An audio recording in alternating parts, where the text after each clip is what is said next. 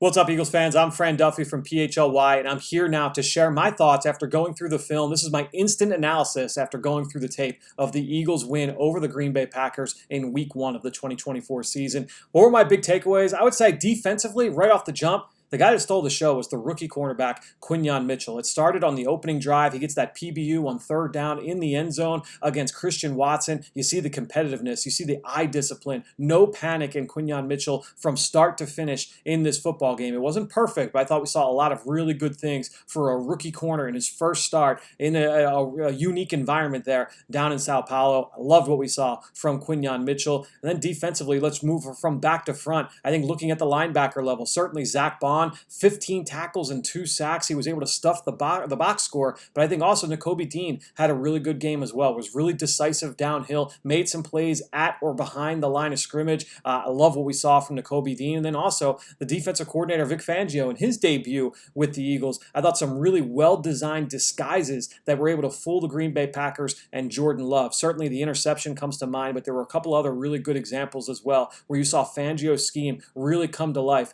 with this Eagles defense, which is a great sign considering it was just their first game working together here in Philadelphia. So those would be my 3 big takeaways on the defensive side. You look at Quinyon Mitchell, you look at the linebackers in Bond and Nakobe Dean, and then Vic Fangio and his scheme. You go over to the other side of the football. Offensively, certainly the guy that stole the show there, the running back Saquon Barkley. 3 touchdowns in his debut, reminiscent of Terrell Owens all the way back in 2004. So we're going 20 years back to go back to the kind of debut you would expect from a superstar on offense. What went into Saquon Barkley's success both on the ground and through the air? That receiving touchdown was a thing of beauty, really well designed by Kellen Moore. More on that in a little bit. But I thought Saquon individually was really decisive. He was smooth. There was excellent examples of his balance and his ability to run behind his pads. He picked up some dirty yards, and he also had some explosive runs that not a lot of ball carriers in the NFL would have been able to execute. So I thought we saw the best of Saquon Barkley in this football game. But then going to the offensive coordinator, Kellen Moore,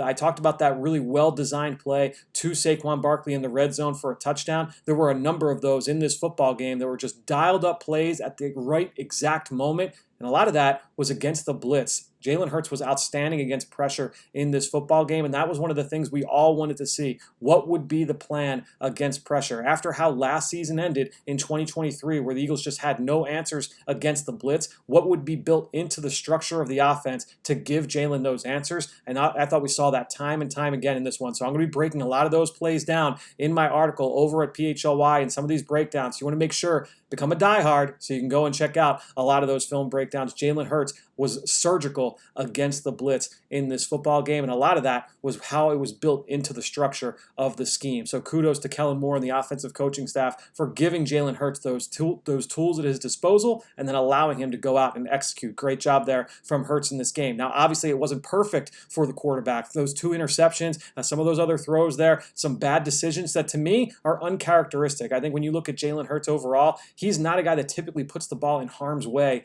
that way. And so there were some other extenuating factors that I will get into in that breakdown that I think led to some of those plays, but I think overall that's something I'll say I'm willing to kind of move on from those throws, except that's probably an outlier with a guy like Jalen Hurts. Now, that said, I mentioned some of the issues, the footing that some of these players had as well. That was one of my other big takeaways from this football game is that, especially down on the line of scrimmage, the guys playing in traffic often, it was tough to grade them too negatively. Too often you saw guys, it looked like they were wearing sneakers at an ice skating rink where they just could not get their footing, couldn't get their cleats in the ground. So a number of bad performances in this game on both sides, Eagles and Packers.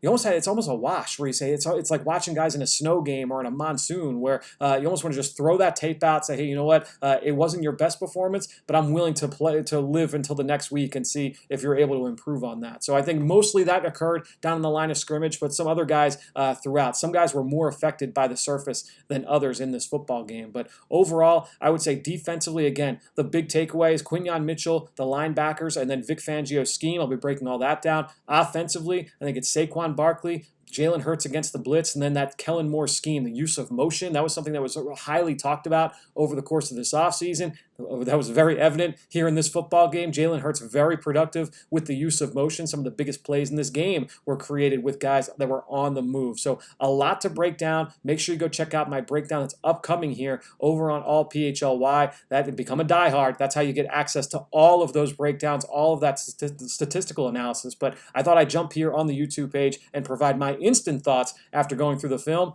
I got to get writing. We'll see here upcoming on Monday's show, the PHLY Eagles Show. We